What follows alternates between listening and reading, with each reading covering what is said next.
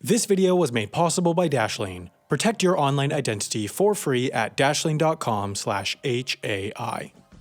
Missiles are pretty awesome as long as they're not pointed at you. Meanwhile, the mail is not very awesome, according to the views I get on any mail-related topics. Put them together, though, and you get a completely awesome neutral thing: missile mail. Now, of course this sounds crazy and impractical, but for a while, missile-transported mail was what many believed to be the future.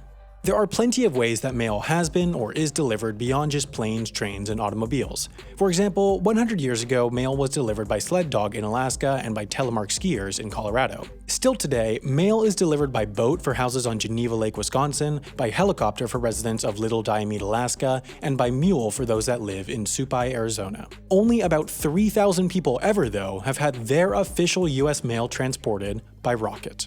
In the 1950s, despite both telegraph and phones existing, the mail was still a major means of communication thanks to its low cost. People cared as much about the speed of mail then as they do about their internet speed nowadays.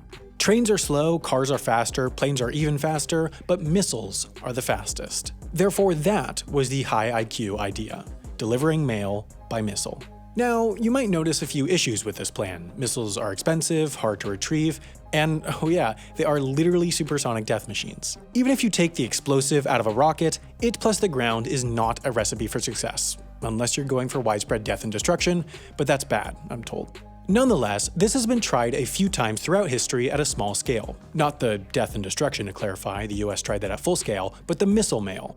In the beginning, these tests generally took the form of just loading a few letters into a small missile that would be sent over a river or field, but during World War II, killing enthusiasts put a bunch of effort in developing accurate, long-range missiles. By the 50s, these could travel hundreds of miles and reliably land on a small target. That advancement coincided with the reign of Arthur Ellsworth Summerfield, Postmaster General. Much like being a YouTuber, being Postmaster General was once super well respected. This was because the mail was once incredibly important, and therefore Summerfield had significant enough powers to advocate for the testing and implementation of rocket mail, as he really truly believed it was the future.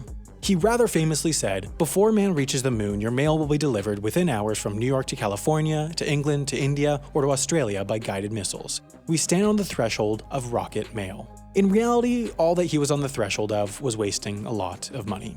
In 1959, an official US Post Office branch was established on the USS Barbaro, a 311-foot-long submarine capable of firing missiles. While the Barbaro was docked at its home base in Norfolk, Virginia, a Regulus cruise missile was loaded on board, which itself was not loaded with the nuclear payload it was designed for.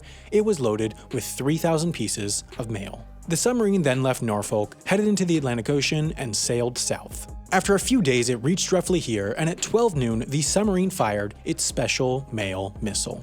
After 22 minutes in the air, the missile splashed down just off the coast of Naval Station Mayport in Florida, from where it was subsequently retrieved. From there, the letters were removed and brought to the nearest non-floating post office to continue their journey to their destinations.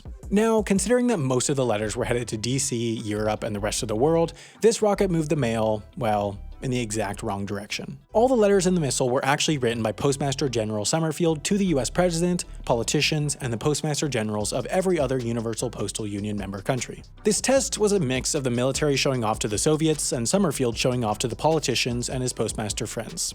Today, the letters that took that rocket ride are hugely popular with philatelic enthusiasts, those who collect stamps and related materials, and are sold regularly for almost $500, but that's about all this test was good for. The missile, without even considering the days it took to get in position, flew 100 miles in 22 minutes, making it slower than a normal jet plane.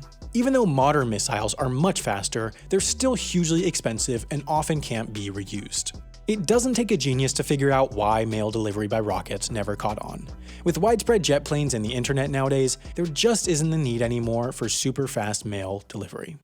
There is the need for two other things though: a reliable means to keep your online identity safe and drone-delivered quesadillas. The good news is that one of those exists. The bad news is that I still need to make my own quesadillas like a caveman, but at least I have better online security than a caveman. That's because I use Dashlane, which tracks all the online accounts I have and alerts me if any website I use has had a security breach.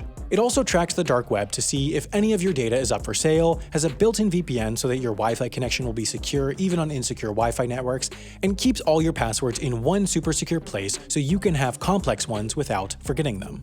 Best of all, you can try all these features for free for 30 days by signing up at dashlane.com/HAI. If you don't find them worth it, it's no big deal because Dashlane's free service is still great, but if you do continue using Premium, you can get 10% off by using the code HAI at checkout.